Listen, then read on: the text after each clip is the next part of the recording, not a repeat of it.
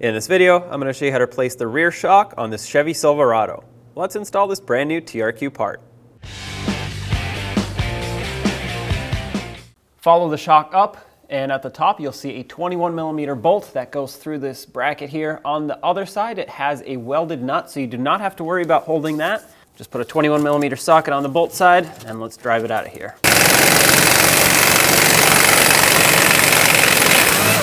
Take this out. Now on the bottom, you need the same socket, 21mm on the bolt head, and I'm going to use a 21mm wrench to hold the nut side. Now this might be a little bit difficult because you're actually fighting the pressure of the bolt going through the whole thing being clamped down. So if you have to break loose the nut first, go ahead. I'm going to just put my impact on the bolt side and loosen this up. If you're doing this by hand, it definitely will be a little bit more challenging this way.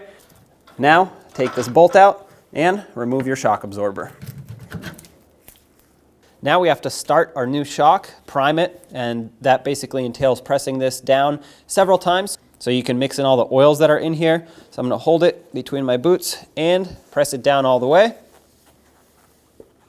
And then you want to let it come back up by itself, and this will basically just reactivate everything. It's been sitting on the shelf for quite a while, so you want to make sure it's ready to go. If you don't do this, you will most likely get some clunking over bumps at the beginning as it's starting itself while you're driving. Also, if you do this several times, I like to do this 4 or 5 times usually, but the more you do it, the stiffer it will be, and that's a good thing. That's what you want. Now put your shock absorber back up. I'm going to start at the top.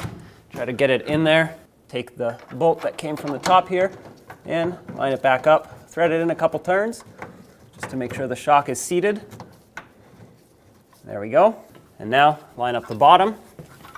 Press it up a little bit if necessary. Perfect. Let's get that mounting nut on.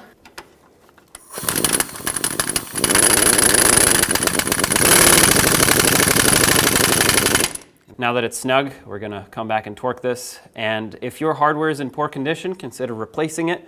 You don't want this to break while you're driving down the road. Snug up the top.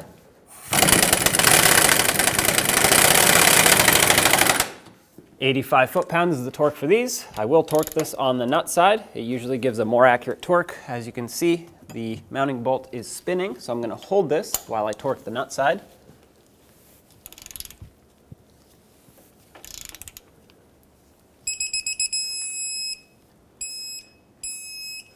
All right, both of those are tight. Do the same to the other side shock absorber. I recommend replacing them in pairs.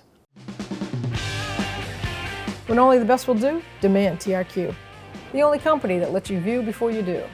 TRQ is committed to offering the highest quality aftermarket auto parts that are engineered for peace of mind. Thanks for using and viewing with TRQ.